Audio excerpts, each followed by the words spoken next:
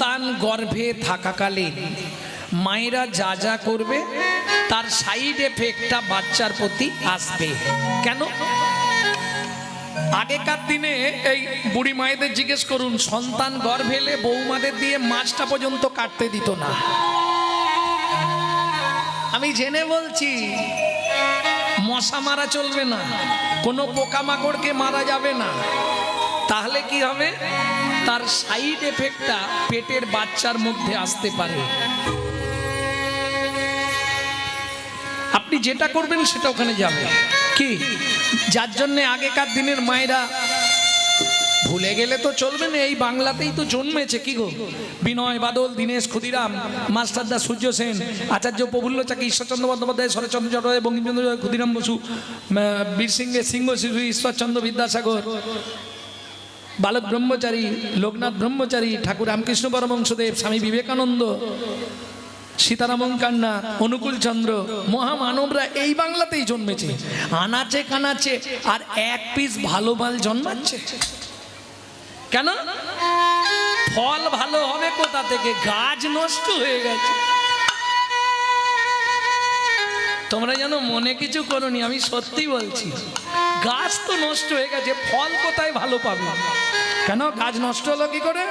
শুনে নিন, সন্তান গর্ভে থাকাকালীন মা যদি গীতা, ভাগবত, রামায়ণ, মহাভারত, হরিনাম শোনে, সে সন্তানটা হবে বিশ্বের সর্বশ্রেষ্ঠ একটা সন্তান। তার হৃদয়ে কৃষ্ণ ভক্তি লাভ হবেই হবে। আর মা যদি দিন রাত টিভি সিরিয়াল দেখে, তাহলে ওটা সিরিয়াল বাচ্চা জন্মাবে। লিখে রেখে দিন, সিরিয়ালে যা দেখেছেন সেরকমই পাবেন, কোনো চিন্তা নেই। সন্তান গর্ভে থাকাকালীন আপনি যদি মহাপ্রসাদ খান, নারায়ণের স্নানজল খান, গোবিন্দের চরণ তুলসী খান, জগন্নাথের মহাপ্রসাদ খান, সে সন্তান দেখতে যেমন তেমন হোক, একদিন সারা পৃথিবীর মধ্যে একজন হবে। আর আপনি যদি প্রত্যেক দিন সন্তান গর্ভে থাকাকালীন এগরোল, চাউমিন, ফুচকা খান, তাহলে ফচকে ফচকে ছেলে মেয়ে জন্মাবে। লিখে রেখে দিন।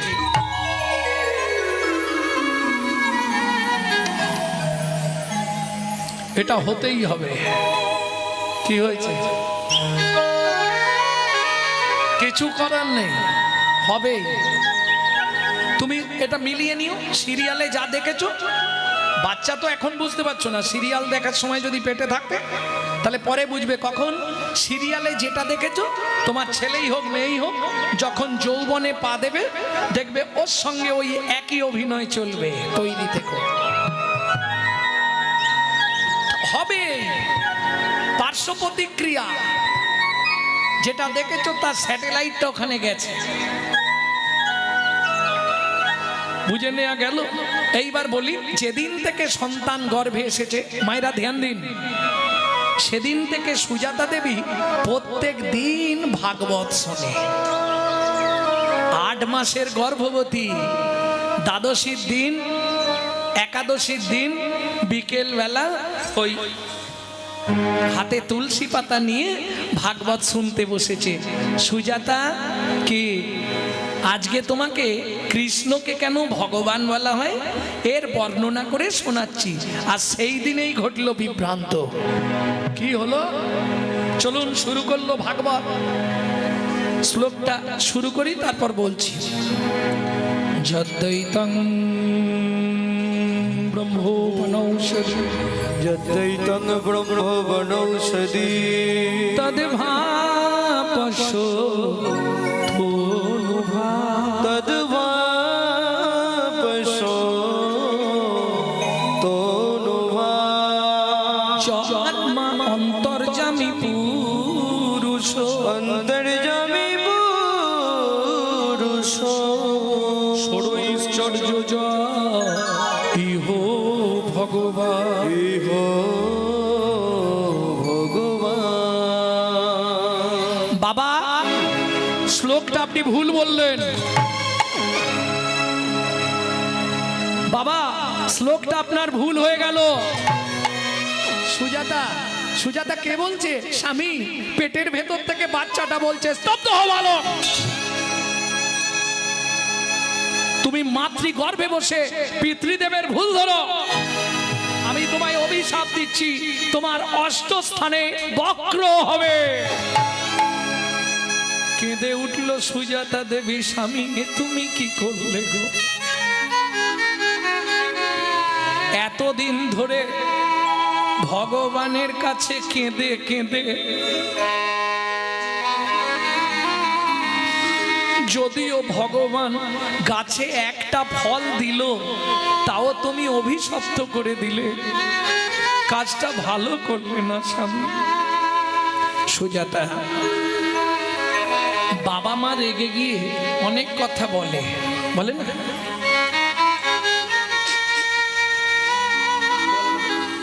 তাতে বাচ্চার কোনো ক্ষতি হয় না গো, তুমি চিন্তা করো না, ও কিছু হবে না।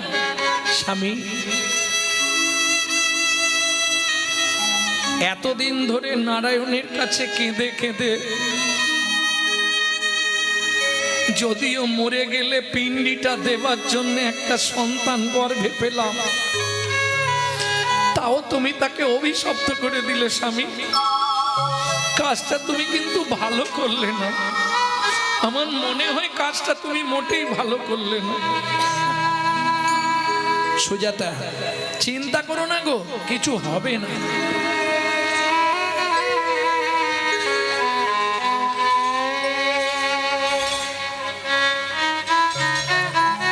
কিচ্ছু হবে না, আমি বলছি তো। স্বামী, কি আজকে 7 দিন হয়ে গেল উনুনে হাঁড়ি চাপে নে। আমি তো 8 মাসের গর্ভবতী মহিলা, বলো আমি কি খেয়ে বেঁচে থাকবো? কেন আমার ঘরে কি খাবারের অভাব আছে নাকি? শাস্তে বলে জীব দিয়েছেন যিনি, আহার দেবেন তিনি, কি খেয়ে থাকবো? কহর মুনি বলে কেন খাবারের অভাব আছে? আরে নুনটা পর্যন্ত ঘরে নেই। ও মা, তাতে কি হয়েছে? খাবারের তো অভাব নেই। এ বলছে নুন পর্যন্ত ঘরে নেই, আর ও বলছে খাবারের তো অভাব নেই, কি খাবো? কহর মুনি বলছে কেন? কলসিতে গঙ্গা জল আছে, উঠোনে তুলসী গাছ আছে, তুলসী পাতা আর গঙ্গার জল র্যাম্পাট পেট ভরে খেয়ে যাও। ও মায়েরা, 8 মাসের গর্ভবতী মহিলা তুলসী পাতা আর গঙ্গার জল খেয়ে থাকতে পারবে? কি গো, কোন সাধক হলে পারবে। যেমন 12 বছর শুধু তিনি কে? তৎকালীন যুগে যিনি জগন্নাথের সেবক বাসুদেব সার্বভৌম ভট্টাচার্য মহাশয়, মহাপ্রভুর দেহটা যখন তার কোলে এসে পড়ল, তিনি মহাপ্রভুর ওই রূপমাধুর্য দর্শন করে এই শ্লোকটি রচনা করলেন।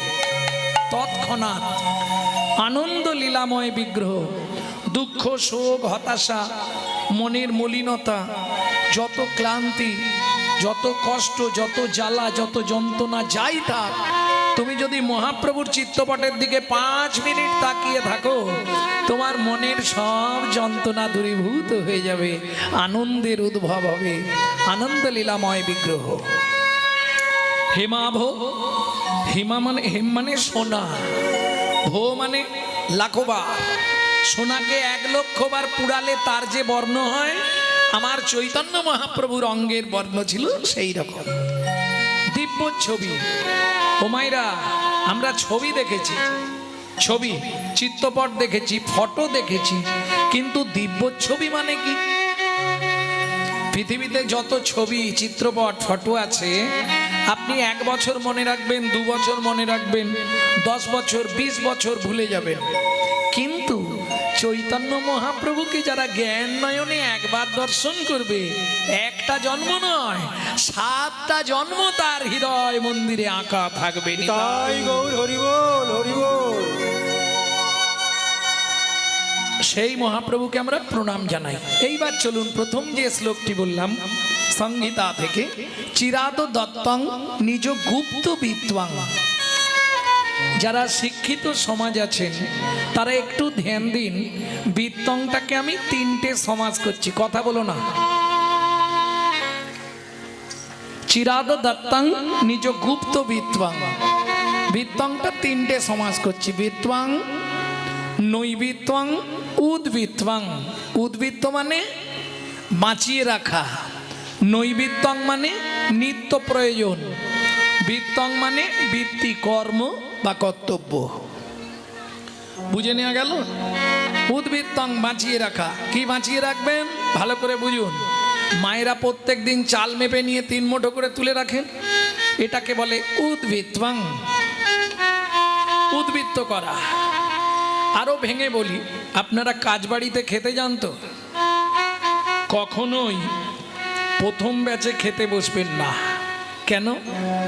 প্রথম ব্যাচে খেতে বসলে খাবার দেয়, কিন্তু একটু টান টান করে দেয়, যাতে শেষে গিয়ে না কম পড়ে যায়। এটাকে বলা হয় উদ্বৃত্তং। আরো সহজ করে বোঝাই, বাবা মার যদি 4-5টা ছেলে মেয়ে হয়, বাবা যদি 4 ছেলে মেয়ের জন্য 4টে রাজভোগ আনে, মা কি করে জানেন? আধখানা করে 3 জনকে দেয়, আর 2.5টা লুকিয়ে রাখে ছোট ছেলে কিংবা ছোট মেয়েটার জন্য। কি ঠিক না ভুল? ছোট ছেলে কিংবা ছোট মেয়ে এরা একটু ভালোবাসা বেশি পায়। কেন? এটা গাছের শেষ ফল তো, শেষ গুড়ন্তি কোল পোঁছা, ওই জন্যে ভালোবাসা বেশি পায়। আর দেখবেন যে ছেলে মেয়েগুলো খুব আদরে মানুষ হয়, আদরে আদরে ওইটাই শেষে গিয়ে ড্যাশ তৈরি হয়। নিতাই গৌর হরি বল। কেন বললাম? বিশ্বপিতার 4 ছেলে, সত্য, তেতা, দাপর, কলি। কলি কোন ছেলে? ছোট ছোট। অত্যাচারী, অনাচারী, ব্যভিচারী, ভ্রষ্টাচারী, কুলাচারী, চরিত্রহীন, লম্পট হয়ে জন্মালো কলি। বিশ্বপিতা জেনে গিয়েছিলেন আমার ছোট ছেলেটা ভালো হবে না, যার জন্যে তিনি সত্যযুগ থেকে বাঁচাতে শুরু করলেন। কি বাঁচালেন? চিরাদ দাত্বাং নিজ গুপ্ত বিত্বাং। সত্যযুগে হরিনাম দিয়েছে, কিন্তু আধখানা প্রেমটা দিলেন না, কেটে রাখলেন, উদ্বৃত্ত করলেন। তেতা যুগে নাম দিলেন, আধখানা প্রেম দিলেন না। দাপরে নাম দিলেন, আধখানা প্রেম দিলেন না। এই 3 যুগ থেকে প্রেমটা উদ্বৃত্ত করলেন। বুঝে নেওয়া গেল? এইবার বলি, মাল বেশি হলে কাজ বাড়িতে যেখানটা রাখা হয় সেখানটাকে কি বলা হয়? স্টোর রুম, নাকি? স্টোর রুম বলেন তো। গ্রাম্য ভাষায় বলা হয় ভাড়ার ঘর। আপনারা কি বলেন? ভাড়ার ঘর। তাহলে চৈতন্য মহাপ্রভুর ভাড়ার ঘরটা কোথায় ছিল? ছিল গোলকে, এলো এলোকে, ছিল গোলকে, এলো এলোকে। ও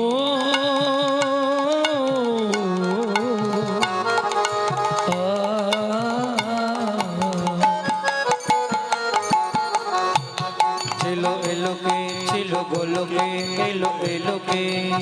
লোকে, এলো এলোকে, ছিল গোলকে, এলো এলোকে।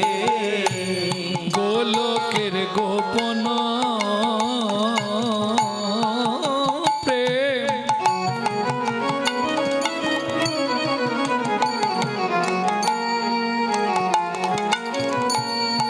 করিবারে দান,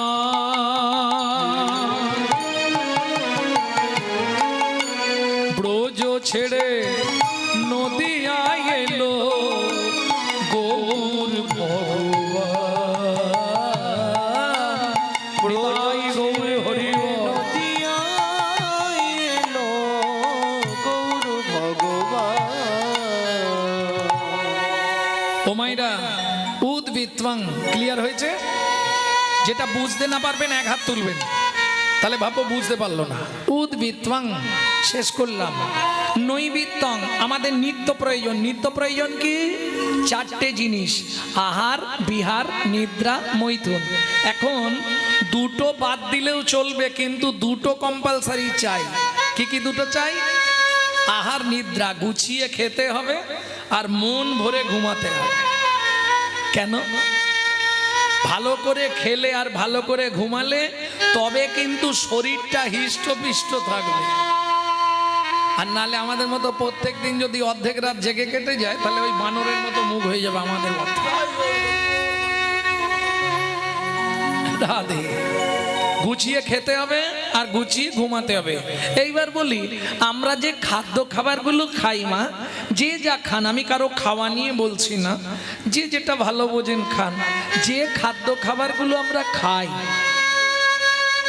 কার জন্যে খাই? দেহের জন্যে, দেহটাকে ঠিক রাখতে হবে। কিন্তু দেহের ভেতর একজন আছে যিনি অর্গানাইজ করছেন, অর্গানাইজার। তিনি কিন্তু এই জড়জাগতিক ভাত ডাল তরি তরকারি খায় না, তার খাবার হলো বিশুদ্ধ হরিনামামৃত সুধা রস। এইবার বলবেন, বাবা গৌরাঙ্গ বিশুদ্ধ বললে কেন? জলকে ফিল্টার করলে শুদ্ধ হয়, শুদ্ধকে ফিল্টার করলে পরিশুদ্ধ হয়, পরিশুদ্ধকে ফিল্টার করলে বিশুদ্ধ হয়। হরিনাম শুনলে জীবের কল্যাণ হয়। কি কি কল্যাণ হয় বলো? প্রতি বছর এখানে হরিনাম হয়। হরিনাম শুনলে জীবের কি কল্যাণ হয় জানো? শুনে নাও। কেহ বলে নাম, কোথা থেকে বলছি? চৈতন্য চরিতামৃতের প্রথমেই আছে, আদি লীলায়। কেহ বলে নাম শুনিলে হয় রে পাপ ক্ষয়। কেহ বলে নাম শুনিলে হয় রে পাপ ক্ষয়। কেহ বলে নাম শুনিলে থাকে না জমের ভয়। কেহ বলে নাম শুনিলে থাকে না জমের ভয়। হরি নামের বহু অর্থ দুই মুখ্য মানি। হরি নামের বহু অর্থ দুই মুখ্য মানি।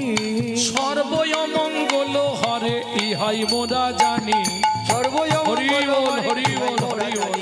সর্বমঙ্গল হরে ইহাই মোরা জানি। সর্বমঙ্গল হরে ইহাই মোরা জানি। তাহলে এক, হরিনাম শুনলে কি হয়? পাপ ক্ষয় হয়ে যায়। বাহ, ভালো বুঝে নিয়েছে তো। দুই, হরিনাম শুনলে কি হয়?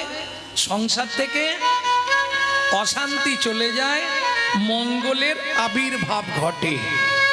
বাস্তব সত্য কথা। এবার আমার প্রশ্নটা বলি, পাড়ায় এতদিন ধরে হরিনাম হচ্ছে, মারামারি কমে গেছে, ঝগড়া বন্ধ হয়ে গেছে, হিংসা কমে গেছে, তা কেন? যে হরিনামে গাছ নাচে, মরা বাঁচে, কুষ্ঠ ব্যাধি মোচন হয়। দাক্ষিণাত্যের পথে মহাপ্রভু গলিত কুষ্ঠ বাসুদেবকে জড়িয়ে ধরলো, তার বাসুদেবের কুষ্ঠ ব্যাধি চলে গেল। শিবাসের মরা ছেলে বেঁচে উঠলো। তাহলে সেই হরিনাম এখন কাজ হচ্ছে না কেন?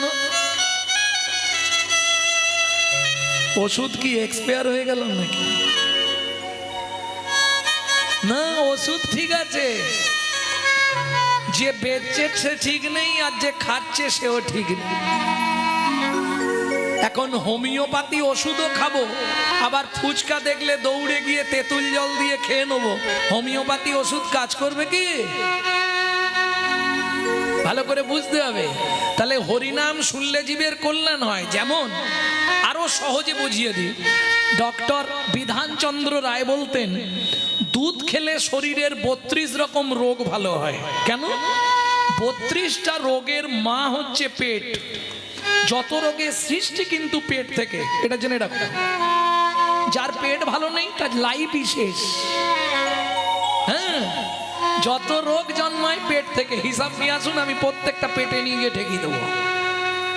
যত রোগের সৃষ্টি, ঠিক তেমনি দুধে 32 রকমের ভিটামিন আছে, 32টা রোগ ভালো হয়। কিন্তু মাগো, দুধটা যদি বিড়ালের মুখ দেওয়া হয় কি হবে? যতীন, তোকে প্রত্যেকদিন পড়াতে এলে তোর মা তো জীবনে রচা ছাড়া দুধ চা দেয়নি। আজকে 1 গ্লাস দুধ, কি ব্যাপার? মাস্টারমশাই বলা যাবে না। মেনি দুধে মুখ দিয়েছিল, মা বললো ওটা মাস্টারকেই খাই দে। বুঝে নিয়েছো? মেনি মানে বিড়াল। ওমা, তাহলে বিড়ালে মুখ দেওয়া দুধ খেলে দিপথরিয়া হয়ে মরবে, তখন 32টা ভিটামিন আর কিছু কাজ করবে না। ঠিক সেই রকম হরিনাম শুনলে জীবের কল্যাণ হয়, যদি আচারী ভক্ত বৈষ্ণবের মুখের হরি কথা হয়। অনাচারী ব্যক্তির মুখে হরি কথা শোনা সর্প উচ্ছিষ্ট সমদুগ্ধং, সাপের এঁঠো করা দুধ খেলে যেমন বিষক্রিয়া হবে, অনাচারী ব্যক্তির মুখে হরি কথা শুনতে ভালো লাগবে কিন্তু তোমার ভেতরে যাওয়ার পরে ওটা বিষক্রিয়া হবে। সারা রাত হরিনাম শুনবে, সকালেই শাশুড়ির সঙ্গে মারামারি বাঁধবে।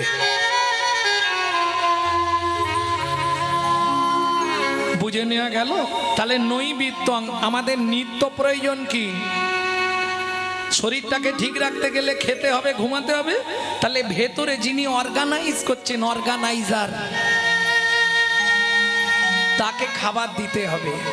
গীতার ভাষায় যাকে বলা হয়েছে আত্মা রাম, তিনি কিন্তু এই জড়জাগতিক ভাত ডাল কিছু খায়নি। যার জন্যে যখন কৃষ্ণদাস চৈতন্য চরিতামৃত লিখছেন, ৮০ বছর বয়স, মহাপ্রভু স্বপ্নাদেশ দিলেন, কৃষ্ণদাস প্রভু জীবের নৈতিক কর্তব্যের জন্যে আদি লীলায় ৬টা লাইন একটু মোটা কালি দিয়ে লিখে দাও। দেখবেন চৈতন্য চরিতামৃতে ৬টা লাইন মোটা কালি দিয়ে আজও লেখা আছে। জীবের নৈতিক কর্তব্য কি একটু হৃদয়ঙ্গম করে নিন, আমি বলে দিচ্ছি। সাথে পাঁচে মিলি নিজ দাঁড়েতে বসিয়া, সাথে পাঁচে মিলি নিজ দাঁড়িতে বসিয়া, কীর্তন করো সবে করো তালি দিয়া, কীর্তন করো সবে করো তালি দিয়া। ও প্রভু কি গাইব আমরা?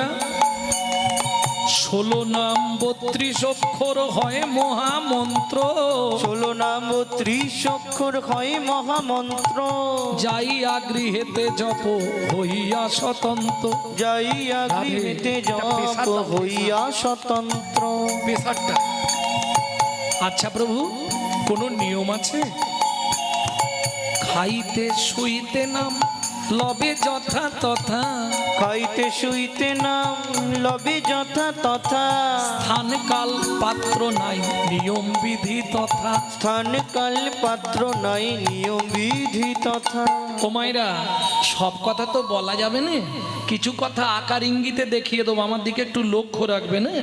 সময় পেলেই গাইবে, সময় পেলেই গাইবে, সময় পেলেই গাইবে, সময় পেলেই গাইবে, তোমার কাম কামনা দূরে যাবে, সময় পেলেই গাইবে, কাম কামনা দূরে যাবে, সময় পেলেই গাইবে, কাম কামনা দূরে খিদে প্রেমানন্দের উদয় হবে, কামনা দূরে যাবে, প্রেমানন্দের উদয় হবে, কামনা দূরে যাবে, আনন্দের উদয় হবে, কামনা দূরে যাবে, আনন্দের উদয় হবে, কামনা দূরে যাবে, সময় পেলেই গাইবে, সময় পেলেই গাইবে। তাহলে নৈবিত্তং শেষ করলাম। 3 কি ছিল? বিত্তং, বৃত্তি মানে কর্ম বা কর্তব্য। কোন কর্ম করলে পরজন্মে আবার কি বড়লোক বাড়ির বউ হতে পারবো নাকি? তাহলে আবার যদি আসি দয়া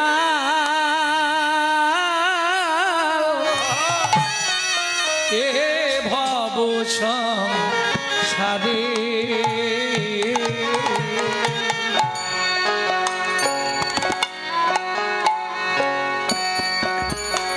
আবার যদি আসি দয়া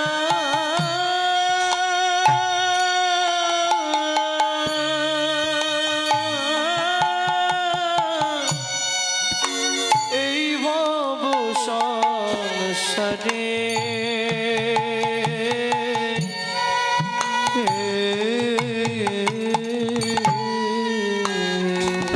কি চাইবো? একজন কৃষ্ণ ভক্ত মায়ের গর্ভে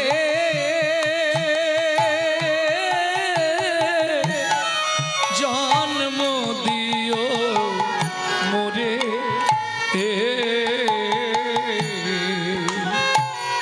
একজন কৃষ্ণ ভক্ত মায়ের গর্ভে জন্ম দিও মোরে।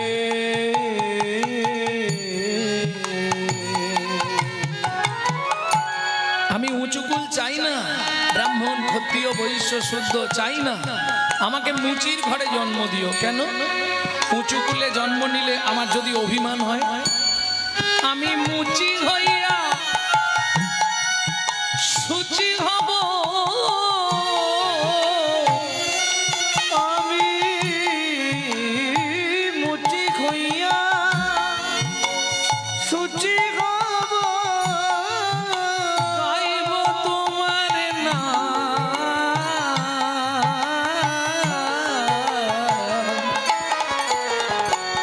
তোমার মতো নেই কই আপন জন, ও দয়াল রে। তোমার মতো নেই কয়া কোন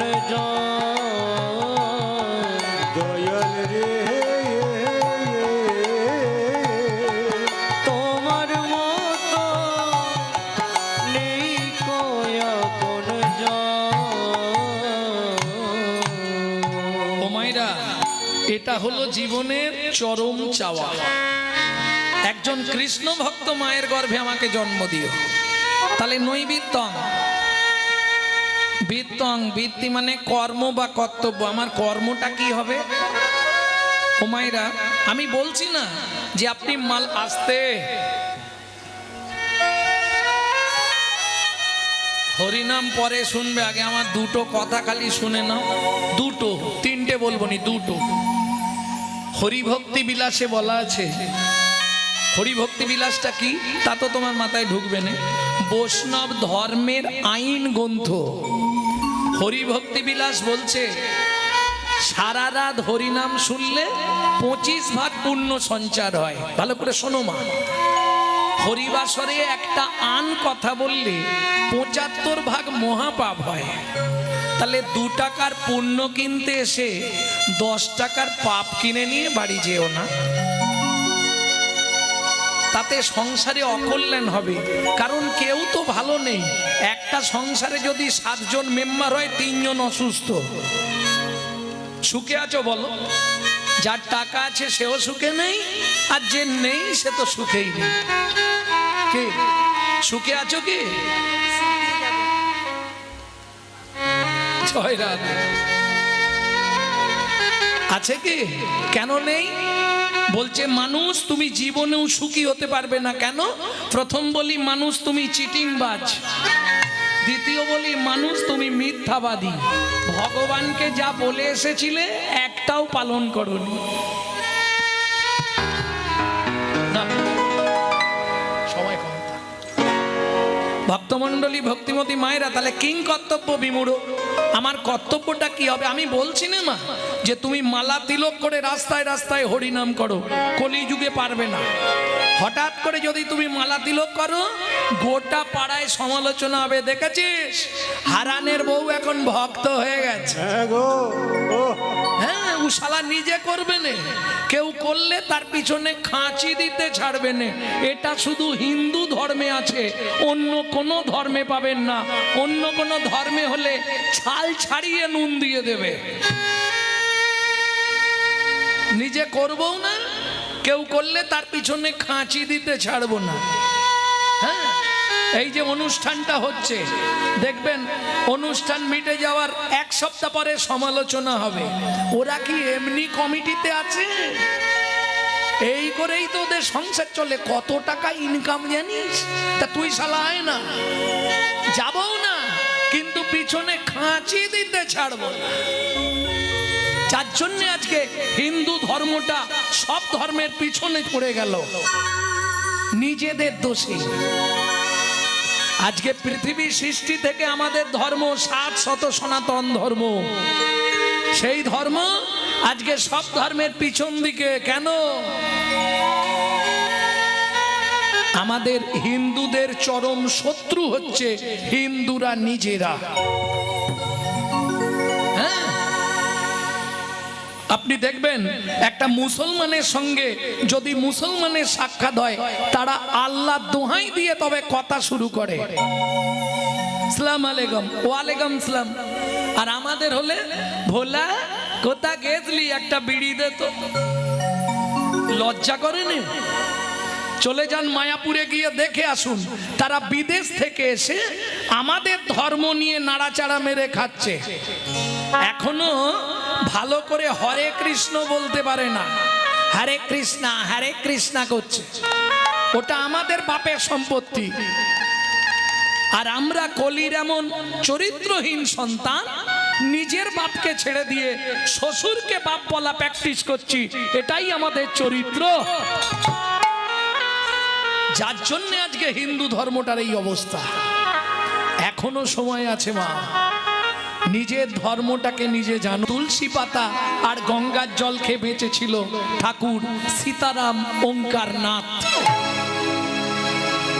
বেশ, তুমি যখন বলছো, আগামীকাল সকাল বেলায় আমি মিথিলায় যাব, জনক রাজার কাছে, সীতার বাবার কাছে। খুব ভালো মানুষ, আমাকে দেখলেই কিছু না কিছু দান দেবেই দেবে। পরের দিন সকালবেলা উঠে স্নান করে, ও মায়েরা, স্নান করলেই গাছের কাছে জানতো, জাননি? স্নান করলে যে যেদিকে মন চাইবে, তাল গাছ, নারকেল গাছ, খেজুর গাছ, বেল গাছ, যেখানে খুশি গিয়ে প্রণাম করে নেবে। হ্যাঁ, কোন গাছ? তুলসী গাছ। ও, যাও, সত্যি বলছো? যাও। জীবনে ভিজে কাপড় পরে তুলসীর কাছে যাবে না, তুলসীর কাছে গিয়ে এক হাত দিয়ে জল ঢালবে না, আর জীবনে দু হাত দিয়ে ঘটি ধরে জল ঢালা যাবে না। এ কি সমস্যা? এক হাতেও নয়, দু হাতেও নয়, তাহলে ক হাতে ঢালবো? হ্যাঁ, এইখানটা ভালো করে ধরে রাখতে হবে যাতে হাতে ব্যথা না লাগে, তাই না? এখানটা ভালো করে ধরতে হবে না, এখানটাও হাত দেওয়া যাবে না। তাহলে ভালো করে বুঝে নিন, এই যে আপনি তুলসীকে জল দিচ্ছেন, এটা ঘুষ দেওয়া। হ্যাঁ, তুলসী তুলসী নারায়ণ, তুমি তুলসী বৃন্দাবন, তোমার শিরে দিলাম জল, অন্তিমকালে আমায় দিও স্থল। মানে গোলকে তুলসী হচ্ছে গেটে থাকবে, গেট কিপার।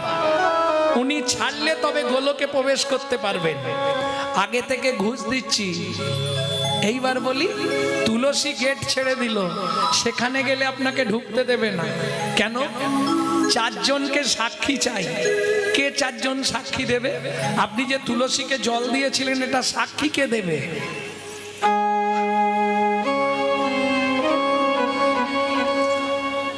ওপরালা সূর্যদেব একজন হলো, বাকি তিনজন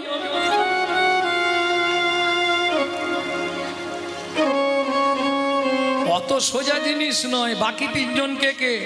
তিনটে আঙুল, যখনই তুলসী গাছে জল দেবেন, তিনটে আঙুল রেডি করে নেবেন আগে, এইভাবে তর্জনী, মধ্যমা, বৃদ্ধা।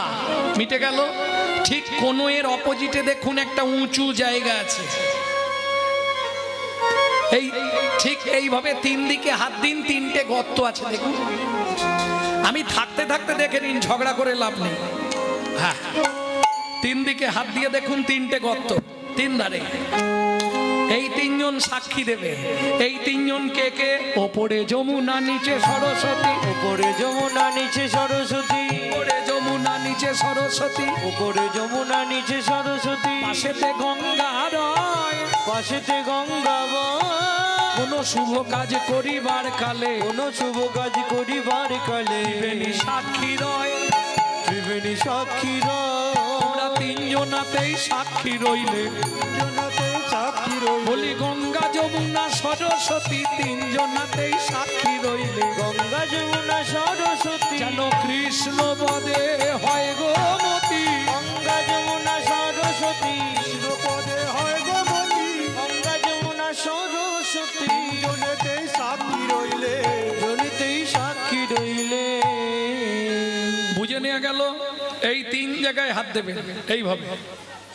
যে কোনো, আমি বলছি বলে নয়, যে কোনো শুভ কাজ করতে গেলে আপনাকে এইভাবে করতে হবে। অনেকে জানতেন না এতদিন, কেউ এখানে হাত দেয়, কেউ এখানে হাত দেয়, কেউ এখানে হাত দেয়। বুঝে নে? হ্যাঁ, দেখে নাও, আমি থাকতে থাকতে দেখে নাও, পরে যেন মিথ্যে বলো না। দেখে নাও। এই দিকেরটা, এটা নয়, এই কনুই নয়, কনুয়ের অপোজিট। এই যে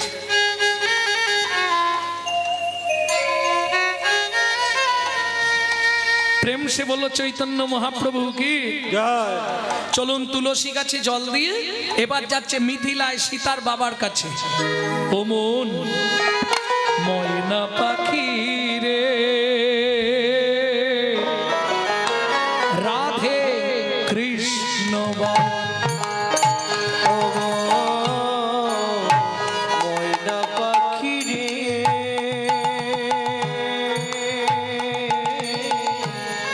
রাধে কৃষ্ণ বল। রাধে কৃষ্ণ কৃষ্ণ রাধে রাধে কৃষ্ণ কৃষ্ণ রাধে রাধে রাধে কৃষ্ণ ময়না পাখি রে রাধে কৃষ্ণ ময়না পাখি রে রাধে কৃষ্ণ। হুমায়রা, এই যে গানটি শোনাচ্ছি এই গানটি আমার দাদুর লেখা, শশীভূষণ চক্রবর্তী গাইতেন। তারপরে গাইতেন দাদুর বাবা মাধব চক্রবর্তী, তারপরে গাইতেন দাদু যতীন্দ্রনাথ চক্রবর্তী, তারপরে গাইতেন বাবা কালীপদ চক্রবর্তী, এখন গাইছি আমি গৌরাঙ্গ সুন্দর চক্রবর্তী। সবাই আশীর্বাদ করুন, আমার পরবর্তী জেনারেশন তৈরি হচ্ছে, আমারই একমাত্র সম্পদ গৌরব কৃষ্ণ চক্রবর্তী। এটাই গৌর হরিবল। মধুর বলি মাতিয়ে তোলে প্রাণের ব্যথা হোক না শিথিল মায়ার বাঁধন, হোক না আধার ভোর। মধুর বুলি মাতিয়ে তোলো প্রাণের ব্যথা হোক না শিথিল মায়ার বাঁধন, হোক না আধার সবে হারায়ে পাই যেন আমি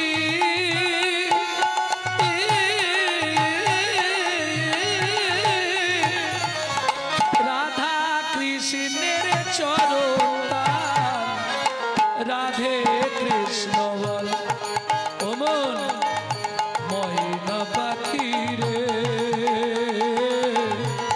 রাধে কৃষ্ণ বল। ময়না পাখি রে রাধে কৃষ্ণ বল।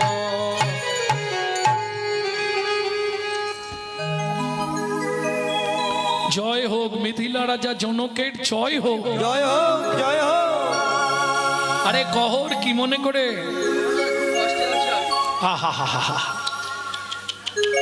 কি হয়েছে?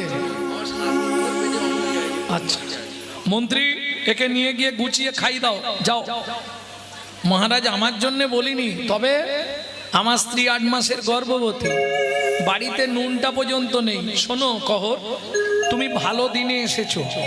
আজকে আমার রাজ্যে ভাগবত তত্ত্ব আলোচনা হবে, আর এই ভাগবত তত্ত্ব আলোচনায় যে জিতবে তাকে 10,000 স্বর্ণমুদ্রা দেয়া হবে। শোনো, যে হেরে যাবে তাকে ওই নদীর জলে ডুবিয়ে মারা হবে।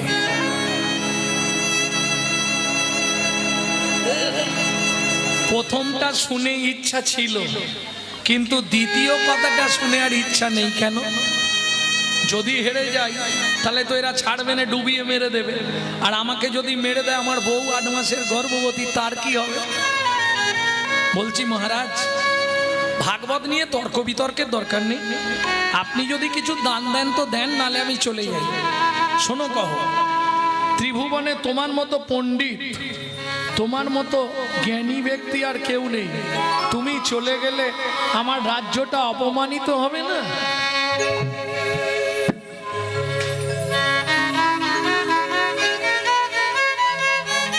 বলছেন মহারাজ? বেশ, তাহলে হয়ে যাক। ভাগবত তত্ত্ব আলোচনায় বসলেন। বারবার তিনবার তিনবার বন্দি যে হারিল বন্দি যে হারিল চতুর্থবারে কহর মুনি অগুরমণি হারিয়া যে গেল হারিয়া যে গেল। ভক্তমণ্ডলী ভক্তিমতী মায়েরা কি করবে? এই কি আছিস, একে ধরে নিয়ে চল নদীর জলে।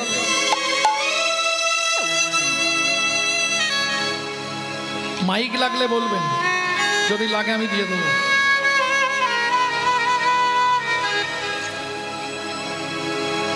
এই কি আছিস, একে টানতে টানতে নদীর জলে নিয়ে চল। আমাকে মেরো না, আমাকে মেরো না, শোনো আমার স্ত্রী গর্ভবতী, আমাকে মেরো না গো, আমি মরে গেলে ওর আর কেউ নেই, কে শুনবে? সবাই মিলে ধরে ওই নদীর জলে সুজাতা।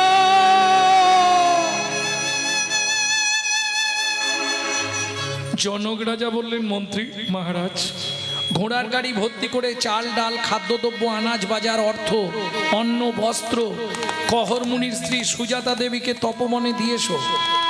8 মাসের গর্ভবতী মহিলা খেতে না পেয়ে যদি মরে যায়, পাপটা কিন্তু আমাদের হবে।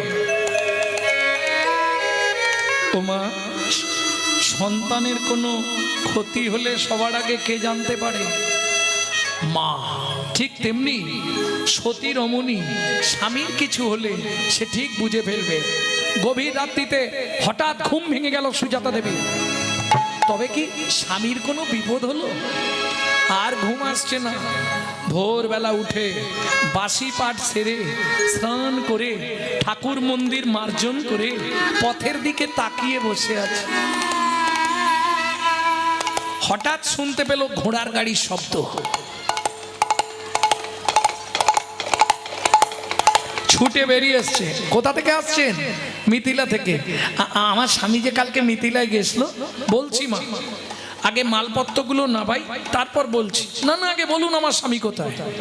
শোনো মা, কাল মিথিলায় ভাগবত সভা ছিল। সেখানে প্রকাশ ছিল যে জিতবে তাকে 10,000 স্বর্ণমুদ্রা দেওয়া হবে, যে হেরে যাবে তাকে ওই নদীর জলে ডুবিয়ে দেওয়া হবে। তোমার স্বামী হেরে গেছিল, ওই বরুণ দেবের পুত্র বন্দী তার লোকজনকে দিয়ে তোমার স্বামীকে ওই নদীর জলে না বলো না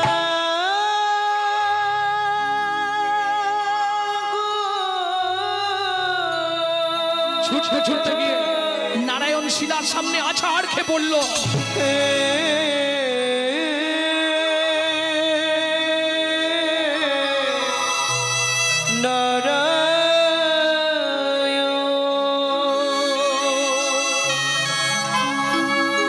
জীবনের প্রথম দিন থেকে তোমার চরণে আমি তুলসী চন্দ অর্পণ না করে জলবিন্দু গ্রহণ করি না। এতদিন ধরে তোমার সেবা পূজা করে তবে তার কেন বিনিময়ে মন সাজা দিলে বলে দাও কি আমার অপরাধ। 8 মাসের গর্ভবতী মহিলা এই কথা শোনার পর তার কি অবস্থা? জীবনের প্রথম দিন থেকে তোমার চরণে তুলসী চন্দন না দিয়ে আমি জলবিন্দু গ্রহণ করি। তুমি আমার এত বড় সর্বনাশ করে দিলে দয়াময়। ও বিধি রে,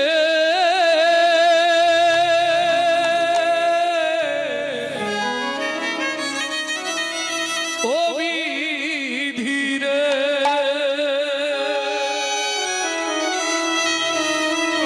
ও জুনদারির পাল্লা দুটো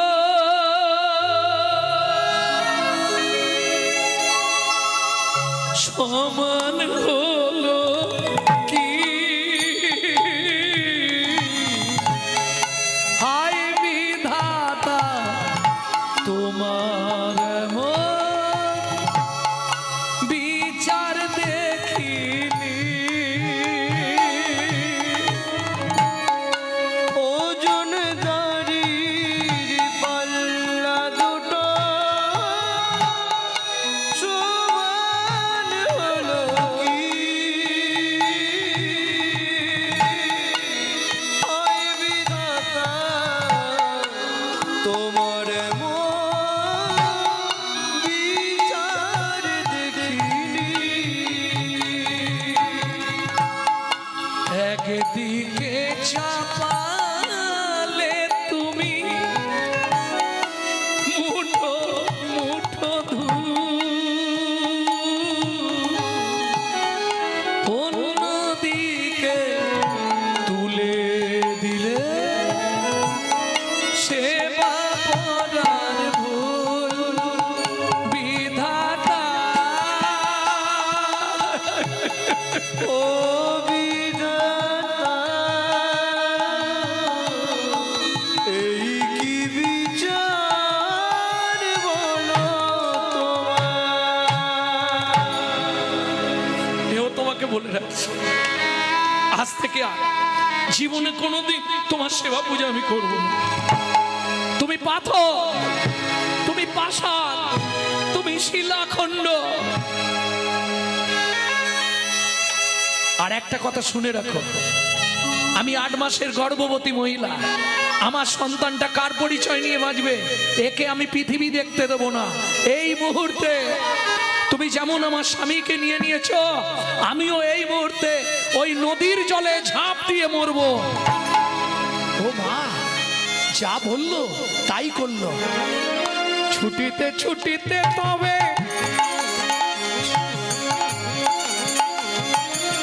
গঙ্গা তীরে আইলা,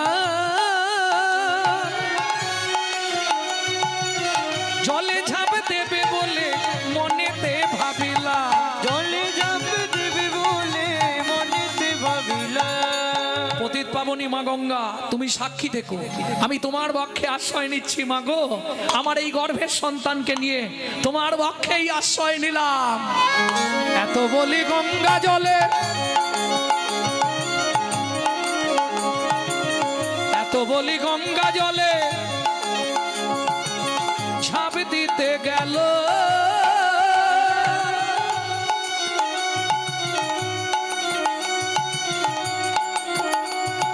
গর্ভজাত শিশু তখন কাঁদিয়া উঠিল।